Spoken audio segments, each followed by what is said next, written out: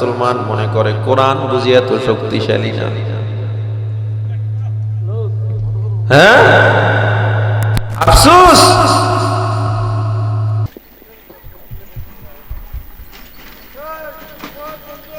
السلام عليكم ورحمة الله وبركاته.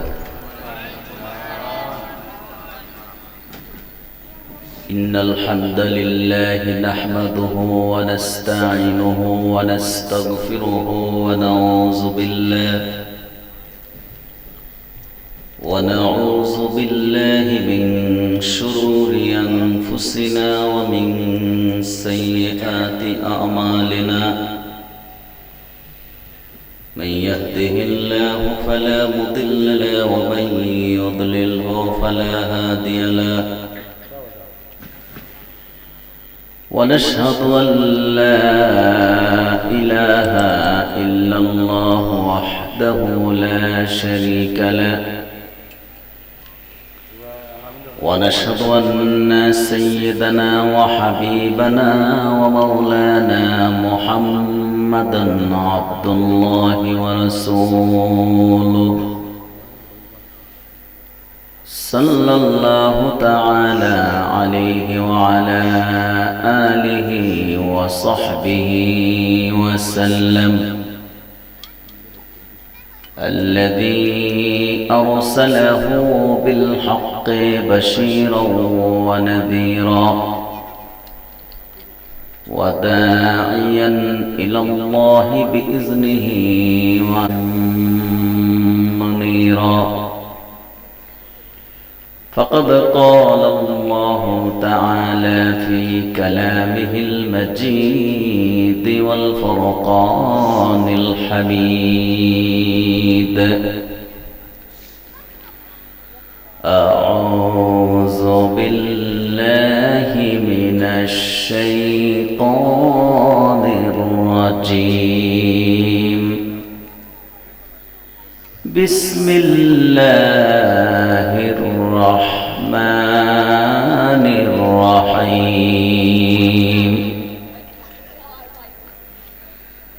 كنتم خير أمة أخرجت للناس تأمرون بالمعروف وتنهون عن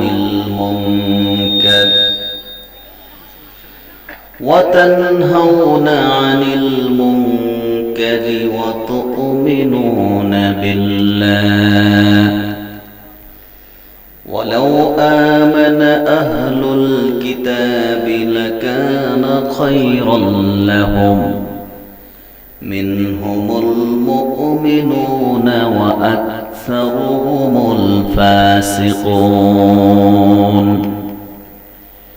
صدق الله العظيم وصدق رسوله النبي الحبيب الكريم، ونحن على ذلك من الشاهدين والشاكرين، والحمد لله رب العالمين.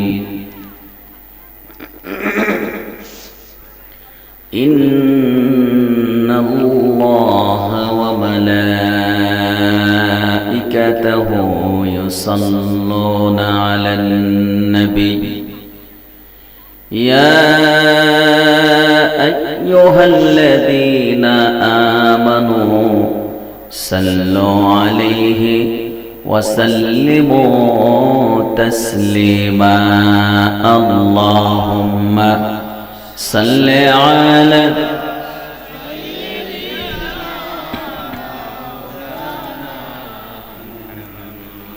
وعلى آل سيدنا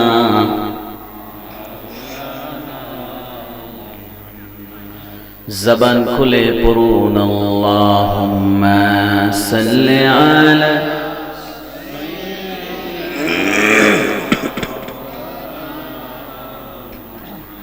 وعلى آل سيدنا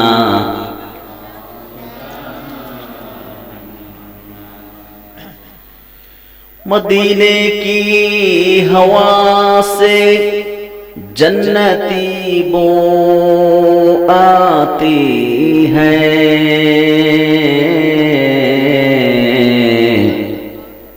आके पाके मदीना में नूर जन्नत चमकती है। अल्लाहुम्मा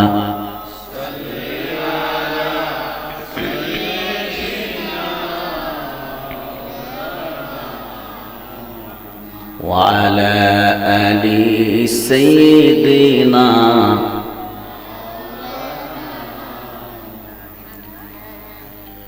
ज़ियारत में मदीना की दिल में है तमन्ना, नहीं है मेरे पास सफर का समाना। अल्लाहुम्मा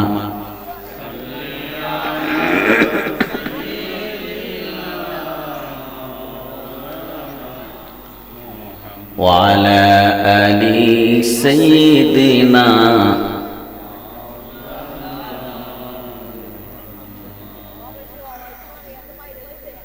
जहाँ रोज़े पाके खैरुल वरा है, वह जन्नत नहीं है तो फिर और क्या है। बलगल उला बिकमालिही।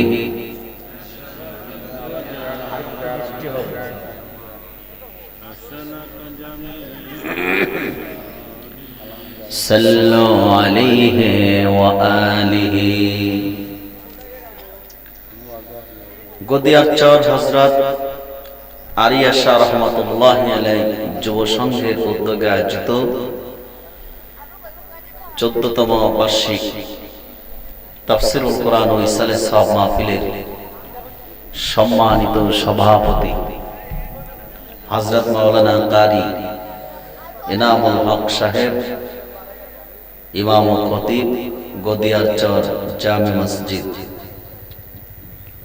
আলোচনা করেছেন হযরত মাওলানা রুহুল আমিন সিদ্দিকী সাহেব মাগুরা,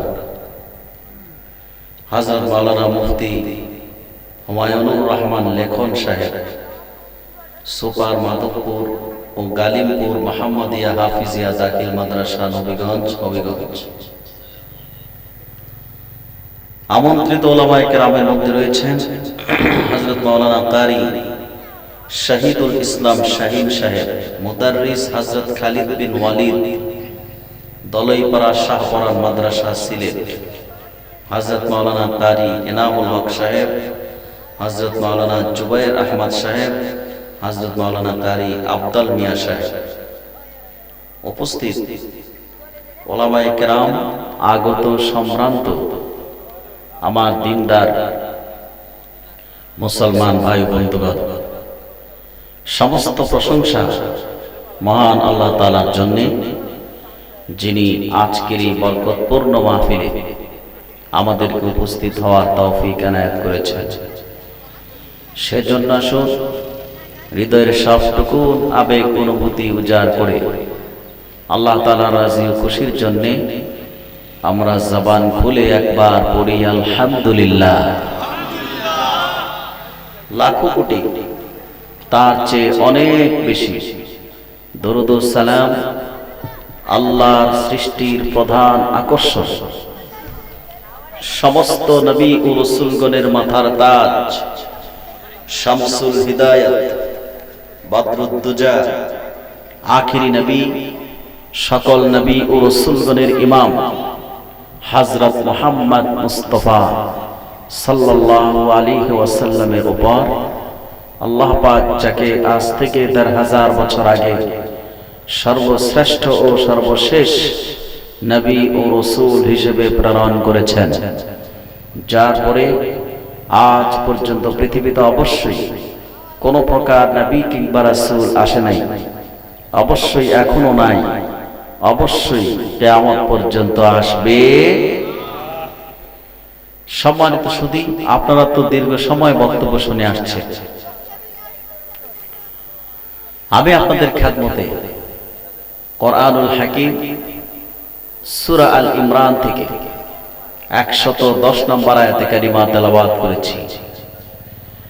এই আয়াতে কারিমাকে সামনে রেখে নির্ভরযোগ্য মুফাসসির ও মুহাদ্দিসগণের দৃষ্টিকোণ থেকে আমরা আমাদের ইহকালীন কল্যাণ, পরকালীন নাজাত ও মুক্তির লক্ষ্য এবং উদ্দেশ্য নিয়ে এবং আমাদের দেশের চলমান মুসলমানদের সংকট নিরসনে আমাদের দায়িত্ব কর্তব্য নিয়ে কিছু কথা তুলে ধরার চেষ্টা করব।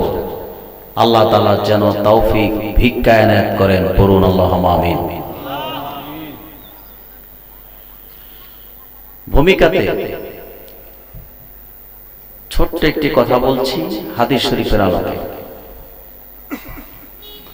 আপনারা যারা মাহফিলে এসেছেন, আমার মনে হয় আপনারা ছাড়াও গদিয়ারচর গ্রামে আরো অনেক পুরুষ মানুষ, সুস্থ পুরুষ বাড়িতে আছে, ঠিক না? ওনাদের আজকে নৈতিক দায়িত্ব ছিল মাহফিলে উপস্থিত হওয়া। মাহফিলে শুধু টাকা পয়সা দিয়ে আয়োজন করলে হয় না, বরং টাকা পয়সা দিয়ে সহায়তা করা নৈতিক দায়িত্ব, তার চেয়ে বড় দায়িত্ব মাহফিলে উপস্থিত থাকা, ঠিক না? যারা আমাদের ভাইয়েরা এখনো আসেন নাই, আমরা আল্লাহর কাছে প্রার্থনা করি আল্লাহ তাদেরকে তৌফিক দান করুন, তাদেরকেও আমাদের মজলিসে কবুল করুন। তবে আপনারা যারা এসেছেন তারা কি ঠকে গেছেন? বরং আপনারা জিতে গেছেন। সুবহানাল্লাহ বলেন। কিভাবে জিতলেন? হাদিসের কিতাব এসেছে, যারা এসেছেন দিন শিখতে, আল্লাহ ও তার হাবিবের গুণগান করতে, আপনাদের জন্য আজ আল্লাহর পক্ষ থেকে বিশেষ 5টি পুরস্কারের ব্যবস্থা আছে। খুশি হন নাই আপনারা? নাকি আমার কথা বুঝেন নাই? শোনা যাচ্ছে স্পষ্ট? আর একটু সাউন্ড বাড়াতে হবে ভাই, গলা টানতেছে কেন? আর এই মাইকটাকে একটু আমার কানে ডাইরেক্ট আসে, এই দিক থেকে যে সাউন্ড আসে। সম্মানিত সুধী, আপনারা যারা এসেছেন তাদের জন্য 5টি পুরস্কার আছে। কয়টি?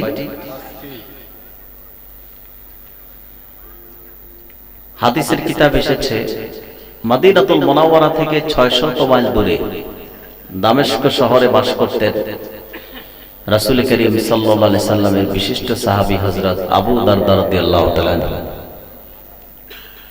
হযরত আবু দারদা রাদিয়াল্লাহু তাআলা আনহুর কাছে একদিন মদিনা শরীফ থেকে একজন মানুষ গেল, গিয়ে বলল, আমি 600 মাইল দূর থেকে এসেছি আপনার কাছে একটি উদ্দেশ্য নিয়ে।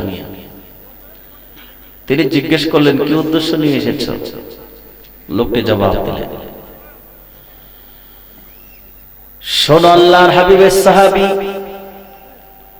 আমি শুনেছি তুমি আল্লাহর হাবিবের পবিত্র জবানের একটি হাদিস শরীফ মানুষকে তেলাওয়াত করে শোনাও, মানুষকে বর্ণনা করে বোঝাও।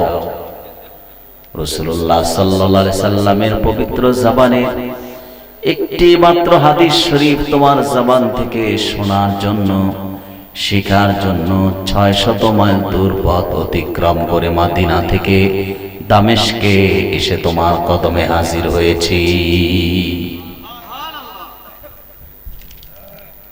এবার সাহাবী বললেন, শোনো আল্লাহর বান্দা। হযরত আবু দারদা রাদিয়াল্লাহু তাআলা আনহু বললেন,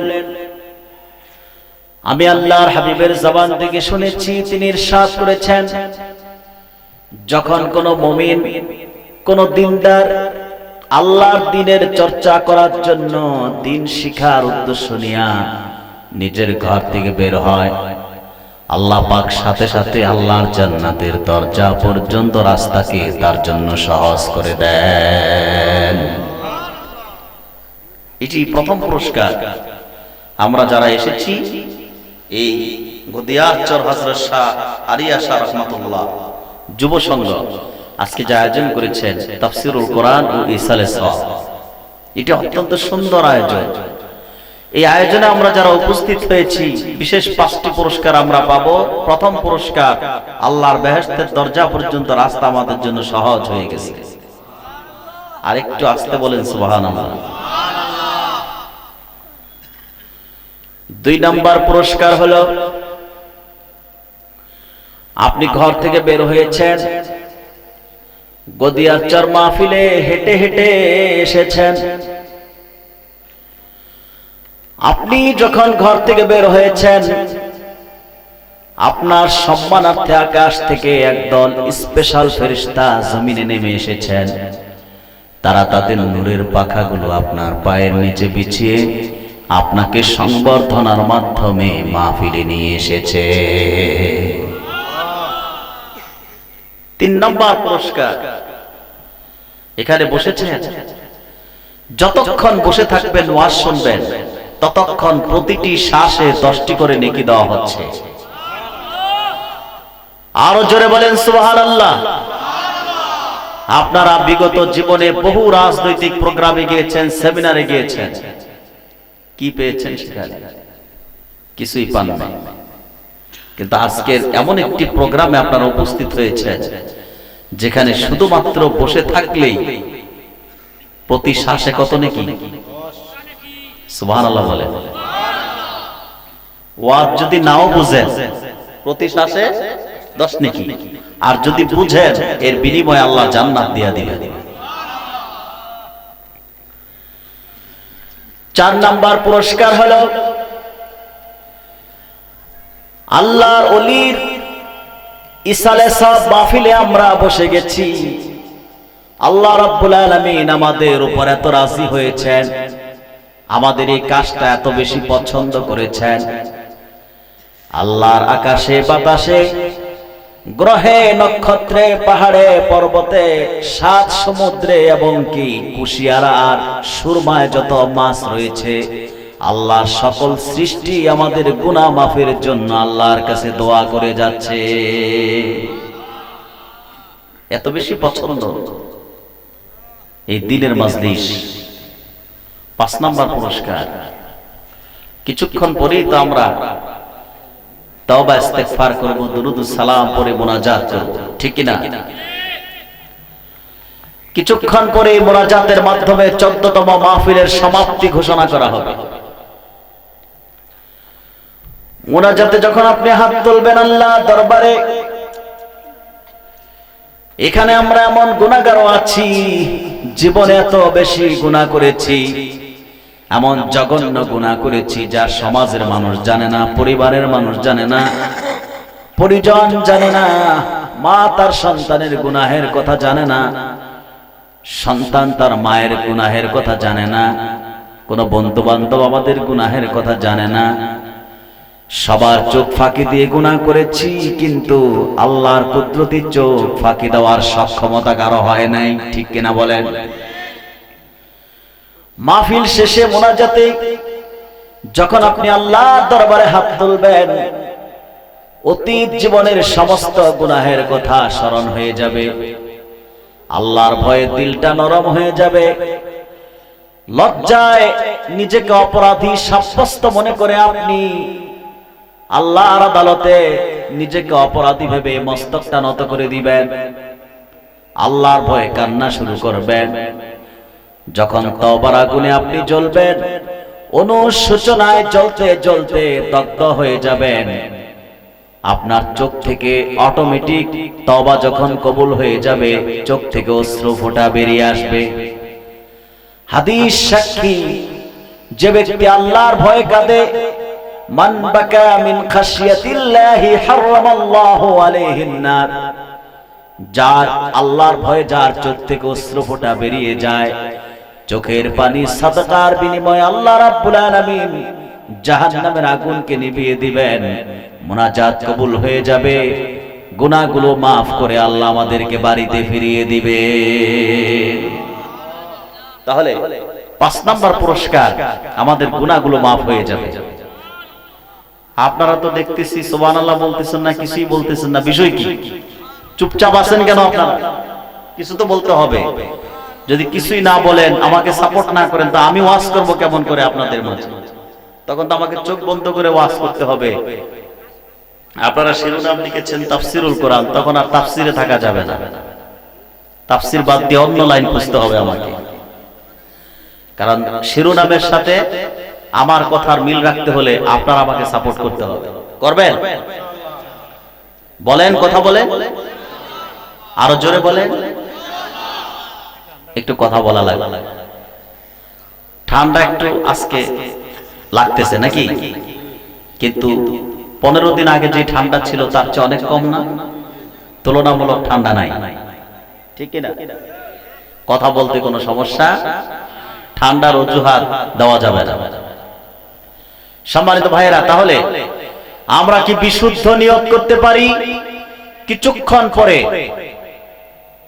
কিছুক্ষণ সময় বক্তব্য শুনে কিছুক্ষণ পর তওবা ইস্তেগফার করে সবাই একসাথে মুনাজাত করে গুনাহগুলো ঝরায়া বাড়িতে যাব? রাজি আছেন? কারা কারা? আল্লাহ কবুল করুন। চলুন, আপনাদের মূল্যবান সময়, আমার কোনো অযাচিত কথা যেন আপনাদের সময়কে নষ্ট না করে, সেই দিকে খেয়াল রেখেই আমি ভূমিকায় আর কোনো কথা বলছি না, সরাসরি আলোচনায় প্রবেশ করছি। সূরা আল ইমরান 110 নম্বর আয়াতে কারিমা আপনাদের খেদমতে আমি তেলাওয়াত করেছি। আসুন, যারা পারেন আমার সঙ্গে তেলাওয়াত করুন, যেন আল্লাহ তাআলা প্রতিটি অক্ষরের নূর আমাদের হৃদয়ে পয়দা করে দেন। পড়ুন, আউযু বিল্লাহি মিনাশ শাইতানির রাজীম, বিসমিল্লাহির রাহমানির রাহিম। কুনতুম খায়রা উম্মাতিন উখরিজাত লিন-নাস تأمرون بالمعروف وتنهون عن المنكر وتؤمنون بالله صدق الله العظيم। আল্লাহ তাআলা বলেন, এই আয়াতে মূলত আল্লাহ তাআলা রাসূল করিম সাল্লাল্লাহু আলাইহি ওয়াসাল্লামের উম্মতে মুহাম্মাদীকে শ্রেষ্ঠ জাতি হিসেবে, শ্রেষ্ঠ উম্মত হিসেবে স্বীকৃতি দিয়েছেন। বলুন সুবহানাল্লাহ। আল্লাহ বলেন, তোমরাই শ্রেষ্ঠ জাতি, শ্রেষ্ঠ উম্মত, উম্মতে মুহাম্মাদী। বলেন সুবহানাল্লাহ। আমাদেরকে কি বলেছেন? শ্রেষ্ঠ জাতি। কোন জাতি? শ্রেষ্ঠ উম্মত। আজকে মূলত আমরা আমাদের পরিচয় জেনে নেব। আমরা আমাদের পরিচয় জানব। কি জানবো? প্রত্যেকটা মানুষের পরিচয় আছে না নাই? আপনাদের পরিচয় পত্র আছে না? কথা বলেন, আছে কি না? আছে। এটাও কোনো আসল পরিচয় না। এই যে পরিচয় পত্র, এটা আমাদের দেশের পরিচয় পত্র, জাতীয়তা, কিন্তু এটিও আসল পরিচয় না। আমরা এখানে বিভিন্ন দলের মানুষ আছি না? এখানে কথা বলেন, সবাই এক দলে না বিভিন্ন দলে? বিভিন্ন দলে। আর মাশাআল্লাহ আমাদের দেশে দল আর উপদলের কোনো অভাব নাই, ঠিক কি না? তো দলে উপদলে আমরা বিভক্ত আছি, কিন্তু আমরা অধিকাংশ সময় দলের পরিচয়টা সামনে আনি আগে। এটা আমাদের আসল পরিচয় না। আমাদের আসল পরিচয় হলো আমরা খায়ের উম্মত, উম্মতে মুহাম্মাদী, শ্রেষ্ঠ জাতি। সুবহানাল্লাহ বলেন। শ্রেষ্ঠ উম্মত, উম্মতে মুহাম্মাদী। আমাদের পরিচয় হলো আমরা উম্মতে, কথা বলে না। আমাদের দলীয় পরিচয় আগে না। দলীয় পরিচয়, মাসলাকের পরিচয় আগে না, মাদ্রাসার পরিচয় আগে না। আগে পরিচয় হলো আমরা উম্মতে মুহাম্মাদী, আমরা আল্লাহর হাবিবের উম্মত। সুবহানাল্লাহ বলেন। তো আল্লাহর হাবিবের উম্মতকে আল্লাহ তাআলা শ্রেষ্ঠ জাতি বলেছেন। কি বলেছেন? শ্রেষ্ঠ জাতি, উত্তম জাতি, উম্মতে মুহাম্মাদী সাল্লাল্লাহু আলাইহি সাল্লাম। উখরিজাত লিন-নাস, এই শ্রেষ্ঠ জাতিকে আল্লাহ তাআলা প্রেরণ করেছেন মানব জাতির কল্যাণে। তাদের আবির্ভাবটা হয়েছে মানব জাতির কল্যাণে। এরপর আল্লাহ বলেন, তোমাদেরকে পৃথিবীতে প্রেরণ করা হয়েছে দুটো এজেন্ডা আল্লাহর পক্ষ থেকে পৃথিবীতে বাস্তবায়নের জন্য। একটি হচ্ছে সৎ কাজের আদেশ, আরেকটি হচ্ছে অসৎ কাজে নিষেধ, অর্থাৎ সৎ কাজ প্রতিষ্ঠা, আর একটি হচ্ছে অসৎ কাজ প্রতিরোধ। এই যে আজকে গদিয়ার চর হযরত আরিয়া শাহ রাহমাতুল্লাহ যুব সংঘ, আমি শুনে অত্যন্ত আনন্দিত হয়েছি, খুশি হয়েছি। এখানে তারা তাফসীরুল কোরআন শুরু করেছে। মূলত এখানে আগে অসৎ কাজ হতো গান বাজনা, ঠিক কি না? ঠিকটাও তো ঠিক মতো বললেন না। গান বাজনা হতো, গান বাজনা বন্ধ করেছে, অসৎ কাজ বন্ধ করে সৎ কাজ শুরু করেছে। শুধু সৎ কাজ না, তাফসীরুল কোরআন, ওয়াজ মাহফিল সবচেয়ে উত্তম কাজ, ঠিক কি না? সেজন্য গদিয়ার চর, গড়িয়াশা, আরিয়াশা যুব সংঘকে আমরা মনে প্রাণে দোয়া করে যাব, আল্লাহ যেন তাদেরকে কবুল করে। সম্মানিত সুধী, তাহলে ভালো করে খেয়াল করে, আল্লাহ বলেছেন তোমরা শ্রেষ্ঠ জাতি, শ্রেষ্ঠ উম্মত, উম্মতে মুহাম্মাদি, উখরিজাত লিন-নাস, মানব জাতির কল্যাণে তোমাদের আবির্ভাব। তা'মুরুনা বিল মা'রুফ ওয়া তানহাউনা আনিল মুনকার। আমি আল্লাহ তোমাদেরকে পৃথিবীতে পাঠিয়েছি, প্রেরণ করেছি দুটো কাজ দিয়া, দুটো কর্মসূচি বাস্তবায়নের জন্য। একটি হলো তোমরা সৎ কাজের আদেশ করবে, আরেকটি হচ্ছে অসৎ কাজে নিষেধ করবে। এবার আসুন তাফসীরুল কোরআনের নিয়ম, যেটি তাফসীরের নিয়ম অনুযায়ী আমরা এই আয়াতের তরজমা শুনব। তরজমাতে কি এসেছে? হাফিজুল হাদিস জালালউদ্দিন সুয়ুতি রাহমাতুল্লাহি আলাইহি কুনতুম খায়রা উম্মাতিন এর তরজমাতে লিখেছেন, ইয়া উম্মাতা মুহাম্মাদিন সাল্লাল্লাহু আলাইহি ওয়াসাল্লাম ফি ইলমিল্লাহি তাআলা। আল্লাহ রাব্বুল আলামিন তার হাবিবের উম্মত, উম্মতে মুহাম্মাদীকে ডাক দিয়েছেন, হে মুহাম্মদ সাল্লাল্লাহু আলাইহি সাল্লামের উম্মতগণ, আল্লাহর ইলমের মধ্যে তোমরাই সবচেয়ে শ্রেষ্ঠ, সবচেয়ে উত্তম জাতি, উম্মতে মুহাম্মাদী। বলেন সুবহানাল্লাহ। তাফসীরুল কোরআনের নিয়ম অনুযায়ী এখন আমরা শুনবো এই আয়াতের শানে নুজুল। কি শুনবো ভাই? মনোযোগ আছে আপনাদের? শানে নুজুল। এই আয়াতের শানে নুজুলে পৃথিবীর সবচেয়ে বিখ্যাত দুইটি তাফসিরে প্রায় একরকম বক্তব্য এসেছে। পৃথিবীর সবচেয়ে বিখ্যাত তাফসির বয়ানের ক্ষেত্রে আলেমরা যে তাফসির সবচেয়ে বেশি চর্চা করেন, তাফসির ইবনে কাসির। তাফসির ইবনে কাসিরে ইমাম হাফেজ ইবনে কাসির রাহমাতুল্লাহি আলাইহি এবং হাফিজুল হাদিস জালালউদ্দিন সুয়ুতি রাহমাতুল্লাহ তাফসির জালালাইনে নকল করেছেন। ১৫০০ বছর আগে দুইজন ইহুদি ছিল। কি ছিল ভাই? একজনের নাম ছিল মালিক ইবনে মাইক, আরেকজনের নাম ছিল ওয়াহাব ইবনে ইয়াহুমা। এই দুইজন ইহুদি তারা রাসূল করিম সাল্লাল্লাহু আলাইহি সাল্লামের ৪ জন সাহাবীর নাম নিলেন।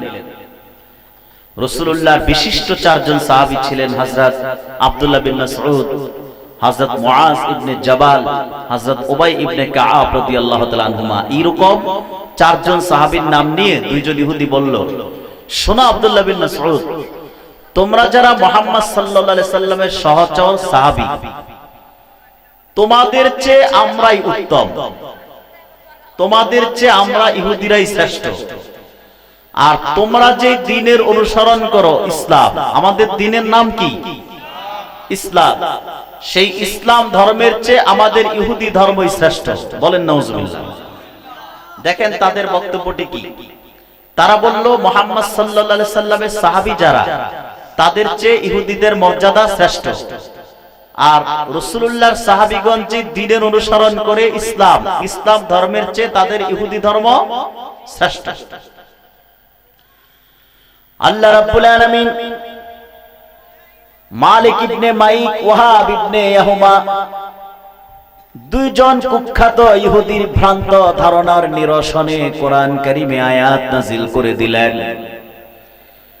আল্লাহ রাব্বুল আলামিন বলেন, কুনতুম খায়রা উম্মাতিন উখরিজাত লিন-নাসি তা'মুরুনা বিল মা'রুফি ওয়া তানহাউনা আনিল মুনকার। আল্লাহ রাব্বুল আলামিন বলেন, হে মুহাম্মদ সাল্লাল্লাহু আলাইহি সাল্লামের সাহাবীগণ, উম্মতগণ, আল্লাহর ইলমের মধ্যে তোমরাই সবচেয়ে শ্রেষ্ঠ জাতি, উম্মতে মুহাম্মাদি। মানব জাতির কল্যাণে আমি আল্লাহ তোমাদেরকে পৃথিবীতে প্রেরণ করেছি। সুবহানাল্লাহ বলেন। অর্থাৎ ইহুদিরা যে দাবি করেছে তাদের শ্রেষ্ঠত্বের দাবি, এটি সঠিক নয়।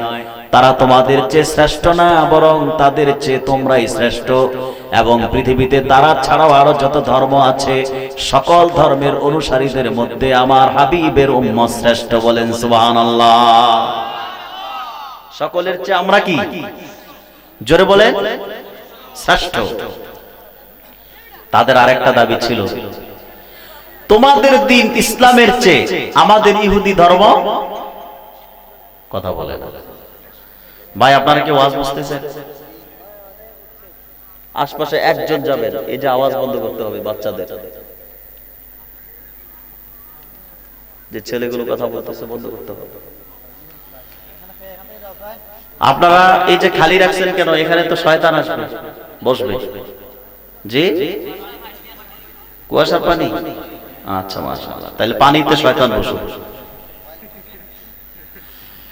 সম্মানিত ভাইরা, মনোযোগ দেন। ইহুদিদের দাবি ছিল তোমাদের চেয়ে আমরা কি? শ্রেষ্ঠ। আল্লাহ প্রমাণ করে দিলেন, না, ইহুদিরা শ্রেষ্ঠ না, আমার হাবিবের উম্মত শ্রেষ্ঠ। ইহুদিদের আরেকটা দাবি কি ছিল ভাই? আমরা যে দ্বীনের অনুসরণ করি ইসলাম, ইসলামের চেয়ে তাদের ধর্ম, ইহুদি ধর্ম কি? শ্রেষ্ঠ। এটা তাদের দাবি। ইসলামের চেয়ে তাদের ধর্ম শ্রেষ্ঠ না, বরং তাদের এবং ওদের সবার ধর্মের চেয়ে ইসলামই শ্রেষ্ঠ। সে জবাব আল্লাহ তাআলা কোরআন কারীমে তুলে ধরেছে। আল্লাহ রাব্বুল আলামিন সকল ধর্মের চেয়ে ইসলামকে প্রাধান্য দিয়েছেন। ইসলামকে নির্ভরযোগ্য মনোনীত ধর্ম দিন বলে আল্লাহ রাব্বুল আলামিন বলেন, ইন্নাদ-দীনা ইনদাল্লাহিল ইসলাম। নিশ্চয়ই আল্লাহ রাব্বুল আলামিনের কাছে সবচেয়ে নির্ভরযোগ্য, সবচেয়ে মনোনীত দিন হলো, তার নাম ইসলাম। সুবহানাল্লাহ বলেন। আল্লাহর কাছে গ্রহণযোগ্য দিনের নাম কি? গ্রহণযোগ্য দিনের নাম কি? ইসলাম। ইসলামকে আল্লাহ তাআলা পৃথিবীর বুকে সকল ধর্মের উপর অধিষ্ঠিত করেছেন, নির্বাচিত করেছেন। সূরাতুল মায়েদায় আল্লাহ রাব্বুল আলামিন বলেন, আল-ইয়াওমা আকমালতু লাকুম দীনাকুম ওয়া আতমামতু আলাইকুম নি'মাতি ওয়া রাদিতু লাকুমুল ইসলাম দীনা। আল্লাহ রাব্বুল আলামিন বলেন, আজ আমি তোমাদের দিনকে পরিপূর্ণ করলাম, আমার নিয়ামতকে তোমাদের উপর পরিসমাপ্তি করলাম, আর দিন হিসেবে, জীবন বিধান হিসেবে আমি আল্লাহ ইসলামকে মনোনীত এবং নির্বাচিত করে নিলাম। বলেন সুবহানাল্লাহ। ইসলাম হচ্ছে মনোনীত, ইসলাম হচ্ছে নির্বাচিত, ঠিক কিনা? ইসলামের বাইরে যত ধর্ম আছে, কর্ম আছে, মতবাদ আছে, এগুলোর কোনো ভ্যালু নাই, ঠিক কিনা বলেন? শুধুমাত্র আল্লাহর কাছে গ্রহণযোগ্য, নির্বাচিত, মনোনীত দিনের নাম হলো ইসলাম। এখন আসে অন্যান্য ধর্মের মানুষ যারা, ইহুদি, খ্রিস্টান, বৌদ্ধ, হিন্দু, তারা যে ধর্মের অনুকরণ করে, এগুলো তাদের কারো ঠাকুর বা কোন পুরোহিতদের বানানো, ঠিক কিনা? মতবাদ তারা তৈরি করেছে, আর সে মতবাদের পূজা করে যাচ্ছে। কিন্তু আমরা যে দ্বীনের অনুসরণ করি, যে মতবাদের অনুসরণ করি, এই দিন শুধু আমাদের দিন না, এই দিন শুধু মুসলমানের দিন না, এই দিন শুধু আল্লাহর হাবিবের দিন না, এই দিনকে আল্লাহ নিজের দিন বলেছেন। কষ্ট হচ্ছে সুবহানাল্লাহ বলতে? আমরা যে দিনের অনুসরণ করি এটা শুধু আমাদের দিন না, শুধু রাসূলুল্লাহর দিন না, এই দিনকে আল্লাহ নিজের দিন বলেছেন। সূরা নাসর আল্লাহ রাব্বুল আলামিন বলেন, ইযা জাআ নাসরুল্লাহি ওয়াল ফাতহ ওয়া রাআইতান নাস ইয়াদখুলুনা ফি দীনিল্লাহি আফওয়াজা। আল্লাহ রাব্বুল আলামিন বলেন, যখন আল্লাহর সাহায্য বিজয় আসবে, আপনি দেখবেন লোকদেরকে তারা দলে দলে আল্লাহর দ্বীনে প্রবেশ করবে। ফি দীনিল্লাহ, দীনুল্লাহ, এখানে আল্লাহ ইসলামকে নিজের দিন বলেছেন। সুবহানাল্লাহ বলেন। দীনুল্লাহ, ইসলাম হলো আল্লাহর দিন। কার দিন? তাহলে আমরা যে দিনের অনুসরণ করি, আমরা কোন মানুষের বানানো দিনের অনুসরণ করি না, বরং আল্লাহর দিনের অনুসরণ করি। বলেন সুবহানাল্লাহ। তাহলে শানে নুজুল থেকে আমরা জানলাম আমরাও শ্রেষ্ঠ। আমরা যে দিনের অনুসরণ করি ইসলাম, সে ইসলামও শ্রেষ্ঠ। শুধু শ্রেষ্ঠ না, বরং ইসলাম আল্লাহর পক্ষ থেকে মনোনীত, নির্বাচিত। ঠিক কিনা? এবার আসুন, আল্লাহ আমাদেরকে শ্রেষ্ঠ জাতি বলেছেন। কোন জাতি বলেছেন? শ্রেষ্ঠ জাতি, শ্রেষ্ঠ উম্মত। আমাদের পরিচয় কি? উম্মতে, উম্মতে, আরো জোরে বলেন, উম্মতে মুহাম্মাদি সাল্লাল্লাহু আলাইহি সাল্লাম। এটাই আমাদের পরিচয়, এর বাইরে আমাদের কোনো পরিচয় নাই। উম্মতে মুহাম্মাদি শ্রেষ্ঠত্ব কত বেশি! আমাদেরকে আল্লাহ শ্রেষ্ঠ জাতি বলেছেন। কেমন করে আমরা শ্রেষ্ঠ হলাম? কিভাবে হলাম? আমাদের শ্রেষ্ঠত্বের প্রমাণ করতে যে মুফাসসিরিন কিরাম তাফসীরের কিতাবে হাদিস শরীফ নকল করেছেন। হাদিস শরীফ উল্লেখ করেছেন হযরত আব্দুল্লাহ ইবনে মাসউদ রাদিয়াল্লাহু তাআলা আনহুমা থেকে বর্ণিত হাদিস। হযরত আব্দুল্লাহ ইবনে মাসউদ বলেন যে একদিন আমরা আল্লাহর আখিরি নবী মুহাম্মদ সাল্লাল্লাহু আলাইহি ওয়াসাল্লামের পবিত্র কদমে রাতের বেলা ছিলাম। আল্লাহর হাবিবের কাছে ছিলাম রাতের বেলা। আল্লাহর হাবিব আমাদেরকে নসিহত করছিলেন, আমরা শুনছিলাম। রাত যখন গভীর হয়ে গেল, আমরা নিজ নিজ বাড়িতে চলে আসলাম। পরের দিন সকালবেলা আল্লাহর হাবিবের কাছে আবার আমরা গেলাম, সাহাবায়ে কেরাম। আল্লাহর হাবিব সাল্লাল্লাহু আলাইহি ওয়াসাল্লাম সাহাবায়ে কেরামকে দেখে বললেন, সাহাবীগণ শোনো, আজ রাতে আল্লাহ রাব্বুল আলামিন হযরত আদম থেকে ঈসা পর্যন্ত লাখের উপর নবী ও রাসূল এবং তাদের উম্মত সহ আমাকে দেখিয়েছেন।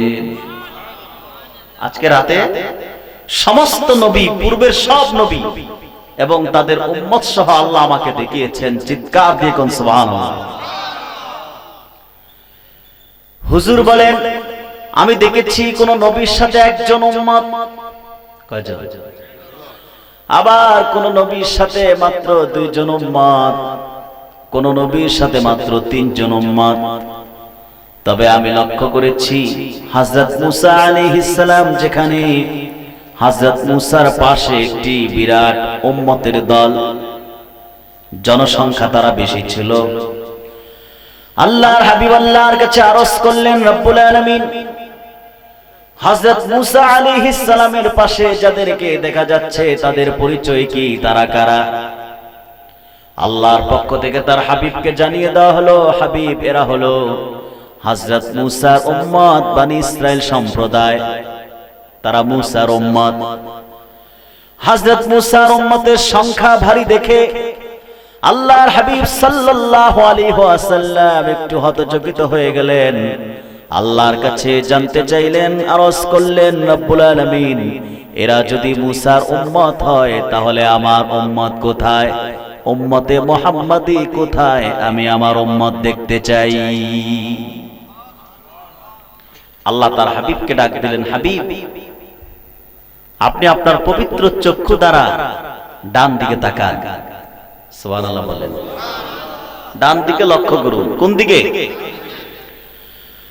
আল্লাহর হাবিব বলেন, আমি ডান দিকে তাকালাম, আমি দেখলাম এত বেশি উম্মত, জনসংখ্যার আধিক্য, আসমানের সমতল ভূমি যেন আমার উম্মতে মুহাম্মাদীদের দ্বারা পরিপূর্ণতা লাভ করেছে। আকাশের সমতল ভূমি পরিপূর্ণ হয়ে গেছে আমার উম্মতের মাধ্যমে। সুবহানাল্লাহ বলে। সংখ্যায় আমরা বেশি, সংখ্যায় আমরা, জোরে বলে কত বেশি? অবাক হয়ে যাবেন শুনলে। সংখ্যায় আমরা কেমন বেশি? হাসরের মাঠে 120টি কাতার হবে। কয়টি?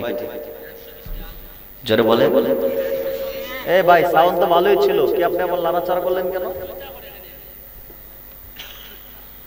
সম্মানিত ভাইরা, হাসরের মাঠে 120টি কাতার হবে, এর মধ্যে 80 কাতার হবে উম্মতে মুহাম্মাদী। আমরা হব কত কাতার? সুবহানাল্লাহ বলবেন না? জবানটা খুলে পুরুষের আওয়াজে বলেন সুবহানাল্লাহ। সমস্যা হলো আমাদের অনেক পুরুষদের স্বভাব নারীদের মতো হয়ে গেছে, কারণ আমরা দীর্ঘ অনেক বছর নারীদের আঁচলের নিচে থাকতে থাকতে স্বভাবটা নারীদের মতো হয়ে গেছে। এই স্বভাব পরিবর্তন করতে হবে, পুরুষের স্বভাব গঠন করতে হবে প্রত্যেক পুরুষের মধ্যে। সম্মানিত ভাইয়েরা, তাহলে বলছিলাম আমরা হাসরে 120টি কাতার হবে, আমরা হব কত কাতার? 80 কাতার। সংখ্যায় আমরা অনেক বেশি। রাসূলুল্লাহ সাল্লাল্লাহু আলাইহি সাল্লাম দেখলেন আসমানের সমতল ভূমি পরিপূর্ণ হয়ে গেছে উম্মতে মুহাম্মাদীদের মাধ্যমে। আল্লাহ তার হাবিবকে ডাক দিলেন, হাবিব, মুসার উম্মত দেখে নিজের উম্মত দেখতে চেয়েছে, আপনার উম্মত তো দেখলেন, রাজি হয়েছেন কিনা? আপনি খুশি হয়েছেন কিনা? সুবহানাল্লাহ বলেন। আল্লাহর হাবিব বলেন, রব্বুল আলামিন, আমি রাজি হয়ে গেছি, খুশি হয়ে গেছি। আল্লাহ তার হাবিবকে আবার ডাক দিলেন, হাবিব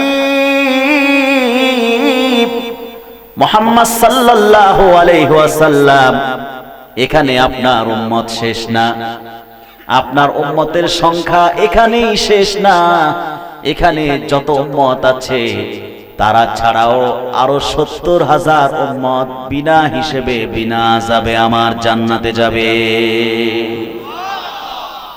বিনা হিসেবে বিনা আযাবে 70,000 উম্মত বেহেশতে প্রবেশ করবে। সুবহানাল্লাহ বলে।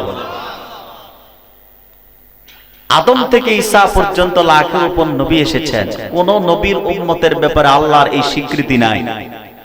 শুধুমাত্র আল্লাহর হাবিবের খাতিরে আল্লাহর হাবিবের উম্মত, উম্মতে মুহাম্মাদীদের স্পেশাল একদল ফোর্স 70,000 সংখ্যায় তারা হবে, তারা বিনা হিসেবে আল্লাহর জান্নাতে যাবে।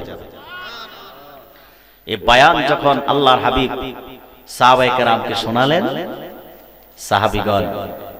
সাহাবীগণের মধ্যে হযরত ওমর ইবনুল খাত্তাব রাদিয়াল্লাহু তাআলা আনহু সেখানে উপস্থিত ছিলেন। হযরত ওমর রাদিয়াল্লাহু তাআলা আনহু দাঁড়ায় গেলেন, দাঁড়িয়ে বললেন, ইয়া রাসূলুল্লাহ, ইয়া হাবিবাল্লাহ সাল্লাল্লাহু আলাইহি ওয়াসাল্লাম, হুজুর দয়া করে আপনি আল্লাহর কাছে আরজ করুন যেন আল্লাহ পাক 70,000 সংখ্যাটা আরো বাড়ায় দেয়। আল্লাহর হাবিব আল্লাহর কাছে চাইলেন, আল্লাহ রাব্বুল আলামিন 70,000 সংখ্যাকে বাড়িয়ে দেওয়ার ঘোষণা দিলেন। হযরত ওমর ইবনুল খাত্তাব আবার দাঁড়ালেন, হুজুর আপনি আল্লাহর কাছে আরো চান যেন সংখ্যাটা আল্লাহ পাক আরো বাড়িয়ে দেন। রাসূল করিম সাল্লাল্লাহু আলাইহি সাল্লাম আল্লাহর কাছে প্রার্থনা করলেন, আল্লাহ পাক সংখ্যা আরো বৃদ্ধি করে দিলেন। এভাবে 3 বার হযরত ওমর দাঁড়ালেন, রাসূলুল্লাহ 3 বার চাইলেন। চতুর্থবার আল্লাহর হাবিব মুহাম্মদ সাল্লাল্লাহু আলাইহি সাল্লাম সাহাবীদেরকে ডাক দিলেন আর বললেন, রে সাহাবীগণ, আমার আল্লাহ আমার সাথে ওয়াদা করেছেন, আমাকে সুসংবাদ দিয়েছেন, আমার এত বেশি উম্মতকে তিনি বিনা হিসেবে বিনা আযাবে জান্নাতে প্রবেশ করাবেন, যার সংখ্যা আল্লাহ রাব্বুল আলামিন ছাড়া আর কেউ জানে না। এত বেশি উম্মত বিনা হিসেবে জান্নাতে যাবে, যার সংখ্যা শুধুমাত্র আল্লাহ জানেন কত হবে, ঠিক কিনা বলেন? তাহলে ভাইরা, আমরা শ্রেষ্ঠ জাতি, শ্রেষ্ঠ উম্মত, কারণ আমরাই বিনা হিসেবে আল্লাহর জান্নাতে যাব। কথা বলে না, ঠিক কিনা? এটি আমাদের শ্রেষ্ঠত্বের একটি প্রমাণ। আমাদের শ্রেষ্ঠত্বের প্রমাণ করতে যে মুফাসসিরিনে কেরাম তাফসীরের কিতাবে উল্লেখ করেছে, হাসরের ময়দানে যখন হিসাব নিকাশ শেষ, এখন তো দলের কোনো অভাব নাই, দল উপদল, শাখা প্রশাখা আছে না নাই? কথা বলে না। এক বাংলাদেশে অসংখ্য দল, 5ই আগস্টের পর অসংখ্য দল হয়ে গেছে, ঠিক কিনা? 40 জন সদস্য হলে একটা দল, এমনও দল আছে কিনা? কোন দলীয় পরিচয় থাকবে না, তখন দল থাকবে শুধু 2টা হাসরের মাঠে। কয়টা? হিসাব নিকাশের পর সবাই দল থাকবে 2টা, দিকও থাকবে 2টা, একটা জান্নাতের দিক আর একটা জাহান্নামের দিক, আর একটা জান্নাতি দল আর একটা জাহান্নামী দল। হিসাব নিকাশের পর আমলনামা যাদের খারাপ হবে, অমুসলিম, বিশেষ করে হযরত নূহ আলাইহিস সালামের উম্মতের ব্যাপারে এসেছে, হযরত নূহ সহ আরো অন্যান্য নবীগণের উম্মত যারা কালেমা অস্বীকার করেছে, তাদের আমলনামা হাতে ধরিয়ে দেওয়া হবে আর বলবে যাও জাহান্নামে যাও। আল্লাহ পাক মালিক ফেরেশতা, জাহান্নামের মালিক ফেরেশতাকে নির্দেশ করবেন জাহান্নামের দরজাগুলো খুলে দাও। জাহান্নামের দরজাগুলো যখন মালিক ফেরেশতার প্রতিনিধিগণ খুলে দিবেন, কাফের, মুশরিক, ইহুদি, বেঈমান, খ্রিস্টান যারা এই পৃথিবীতে আল্লাহর দ্বীনের দাওয়াত গ্রহণ করে নাই, তারা যখন জাহান্নামের হাওয়া বাতাস দেখবে, পাগল পারা হয়ে যাবে জাহান্নাম থেকে বাঁচতে। অবাক হয়ে যাবে তারা যে জাহান্নাম শত শত মাইল দূরে, জাহান্নামের হাওয়া বাতাস যদি এইরকম কঠিন হয়, ভিতরে যে কত কঠিন।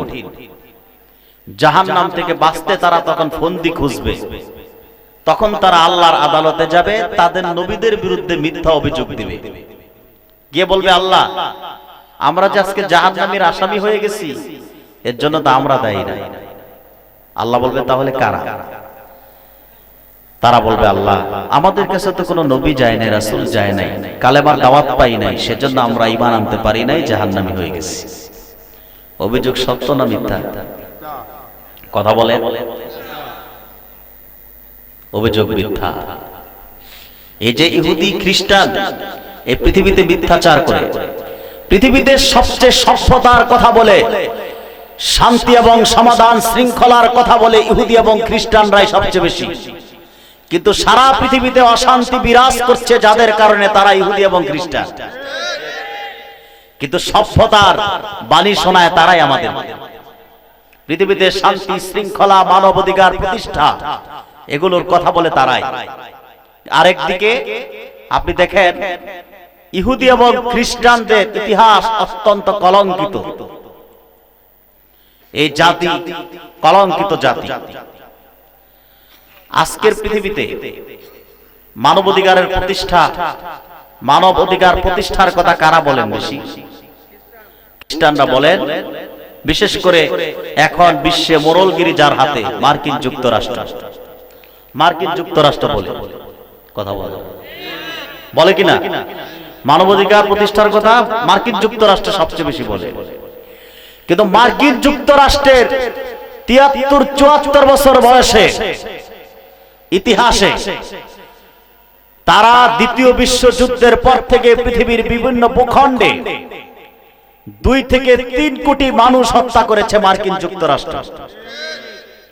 যারা দুনিয়াব্যাপী মানবাধিকার প্রতিষ্ঠার কথা বলছে মুখে, পত্রিকায়, মিডিয়ায়, তারাই আবার পৃথিবীতে দ্বিতীয় বিশ্বযুদ্ধের পর থেকে 2 থেকে 3 কোটি মানুষকে হত্যা করেছে। এই মার্কিন যুক্তরাষ্ট্র কিরকম মানবাধিকার প্রতিষ্ঠা করে দেখুন। তারা ইরাকের বাগদাদে খনিজ সম্পদ দেখে আর লোভ সামলাতে পারে না। পৃথিবীর যে কোনো দেশে খনিজ সম্পদ থাকে, তেল থাকে, তেল যেই দিকে মার্কিন যুক্তরাষ্ট্রের দৃষ্টি সেই দেশে। চুরি করার জন্য নিকৃষ্ট দৃষ্টি নিক্ষেপ করে যেই রাষ্ট্রপ্রধান মার্কিন যুক্তরাষ্ট্রের বাধা হয়ে দাঁড়ায়, তাকেই তারা পৃথিবীতে সরিয়ে দেয়, পৃথিবী থেকে সরিয়ে দেয়।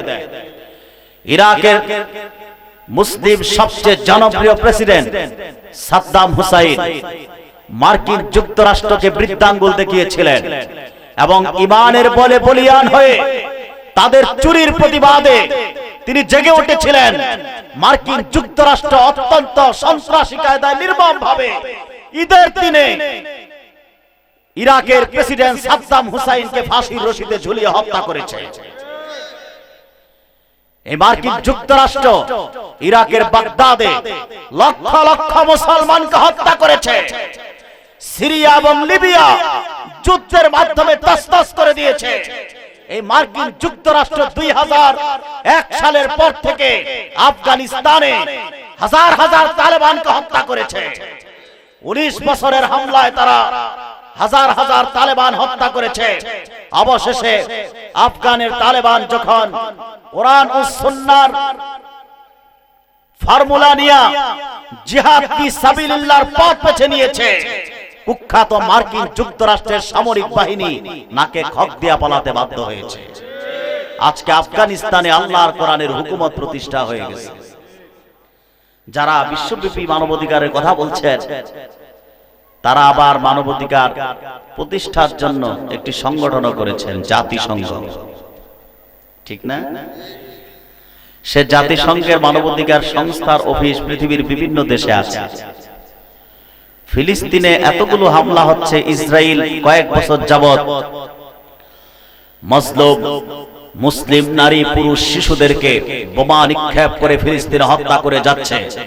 মার্কিন যুক্তরাষ্ট্রের কোনো হস্তক্ষেপ আছে? সেখানে নাই। মানবাধিকার লঙ্ঘন কি সেখানে হচ্ছে না?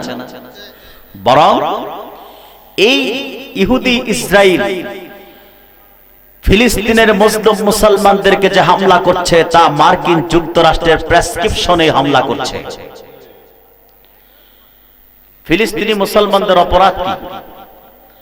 তারা মুসলমানদের প্রথম কিবলা বাইতুল মুকাদ্দাস, বাইতুল মুকাদ্দাসের পবিত্রতা রক্ষায় জান দিচ্ছে।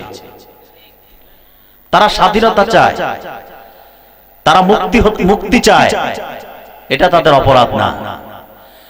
ফিলিস্তিনের বাইতুল মুকাদ্দাস, বাইতুল মুকাদ্দাসে দুনিয়ার সমস্ত নবীদের সিজদা পড়েছে।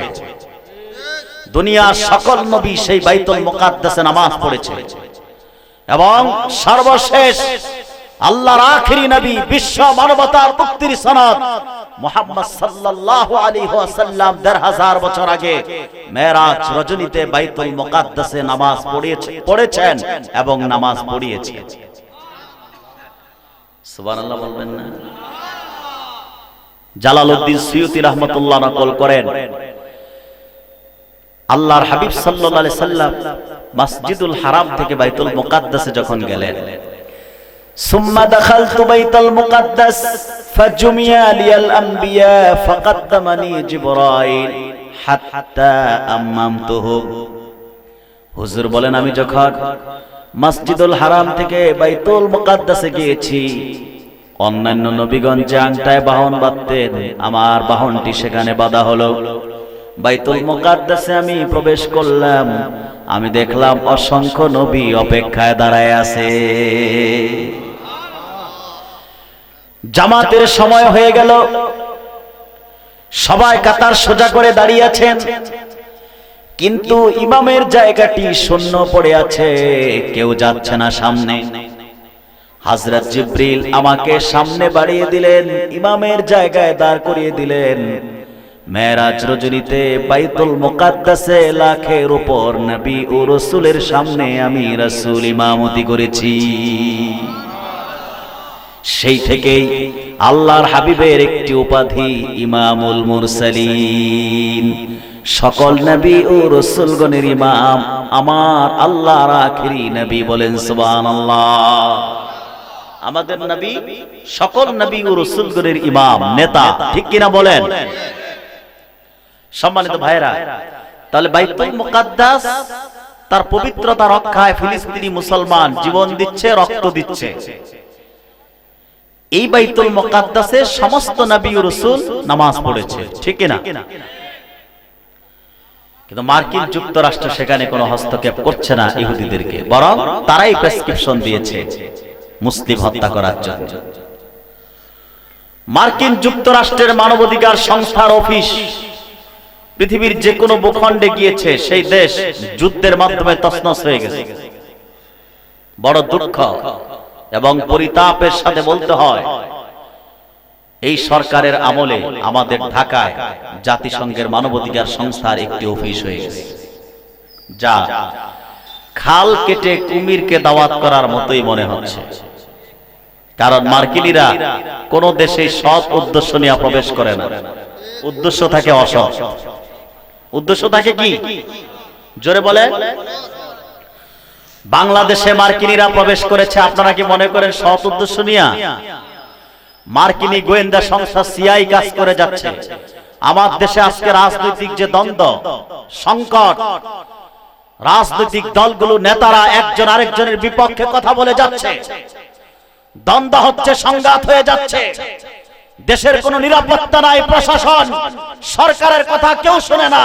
ডক্টর ইউনূস দেশকে সামলাতে পারছে না, হত্যা যেখানে সেখানে, খুন গুম বেড়ে যাচ্ছে, কেউ কারো কথা শুনে না। এগুলোর পেছনে গোয়েন্দা সংস্থা কাজ করে যাচ্ছে। একদিকে ভারতীয় র, আর একদিকে মার্কিনীদের সিআই, ঠিক কিনা বলে? অতএব মার্কিনীদের এখন উদ্দেশ্য হলো বাংলাদেশে আমাদের পার্বত্য চট্টগ্রাম বাংলাদেশ থেকে আলাদা করা।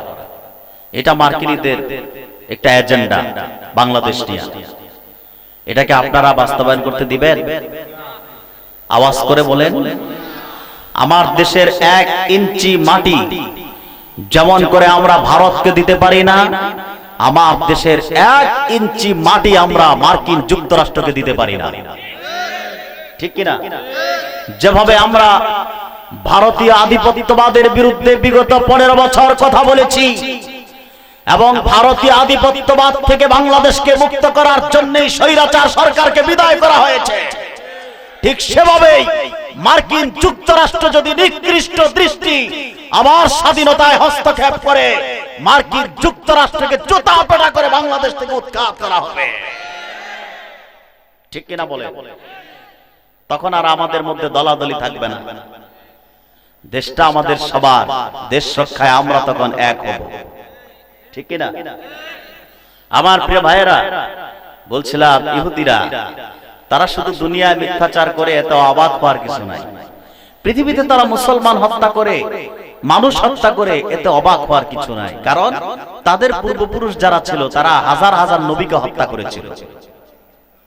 ইহুদিদের পূর্বপুরুষরা হাজার হাজার নবীকে হত্যা করেছে, আর আজকে পূর্বপুরুষদের উত্তরসূরিরাই পৃথিবীর বিভিন্ন ভূখণ্ডে মানব হত্যা করে যাচ্ছে। ইহুদি খ্রিস্টানগুলো যখন দেখতে পাবে জাহান্নামের হাওয়া বাতাস অত্যন্ত কঠিন, তখন তারা আল্লাহর আদালতে যাবে নিজেদেরকে রক্ষা করতে।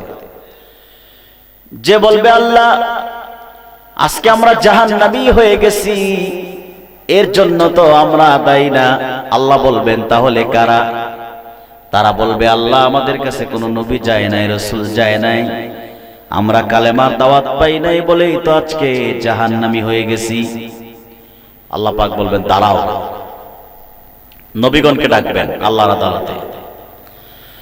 আল্লাহ রাব্বুল আলামিন পূর্বের নবীগণকে জিজ্ঞেস করবেন, হে নবীগণ, আপনারা যে দুনিয়ায় দাওয়াত দিয়েছেন, আপনারা কি পৃথিবীতে দাওয়াতি কাজ করেছেন? তারা বলবেন হ্যাঁ, আমরা দাওয়াতি কাজ করেছি। আল্লাহ রাব্বুল আলামিন বলবেন আপনারা যে দাওয়াতি কাজ করেছেন তার প্রমাণ কি, দলিল কি, সাক্ষী কারা?